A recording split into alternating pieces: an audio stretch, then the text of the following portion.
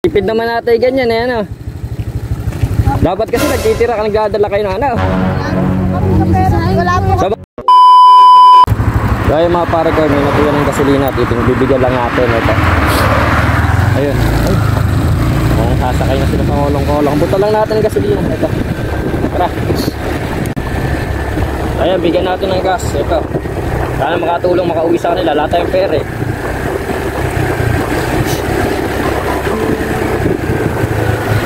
Ah, tingnan nyo, kakasya na. Ala rin kasi kung pera eh. Pag-asya nyo na yan ha. Oo, kakasya na siguro yan. Matipid naman natin ganyan eh, ano. Dapat kasi nagtitira ka, nagdadala kayo na ano. Wala rin po kami sa pera. Wala po. Saan ba kayo galing yan? Galing po kami ng Lauson. Tapos dun pa kayo uwi rin ngayon? Naghanap pa po kami ng kandidato. Mangingi po kami ng Baka pagdating doon makakita na kayong kakilala rin na ano, malapit-lapit, pahatak pag aabot na siguro yan.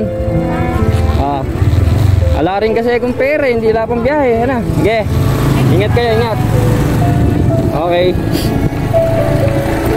So ayun mga pare ko, isipat na tayo. So yun, binigyan natin ng ano lang ata yun, yung ganun kalaki 2 o 300 ml ba yung ganun kalaki ng ano. Alala pa tayong pera, wala naman tayong kikita pa. Muti pa tayo kanina hindi makapayaran. Ito na lang po na papayag natin na magdagdag kasi niligaw tayo kanina rito sa Laur eh. So ayan, uwi na tayo mga pre, para makauwi sila atin mga bata. Okay, sibat na tayo, let's go. So ito ka ba ng tulutan? Let's go.